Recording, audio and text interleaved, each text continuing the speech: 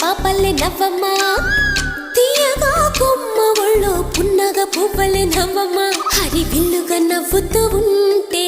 ఎండలో వెన్నెల కాయదా చిరు చల్లుగా నవ్వుతూ ఉంటే కొండైన భాగల్లే పొంగదా నూను మెత్తగా నవ్వుతూ ఉంటే ముల్లైన పువ్వల్ని తాకదా తొలి పొద్దుగా నవ్వుతూ ఉంటే రాయైన రత్నంగా మారదా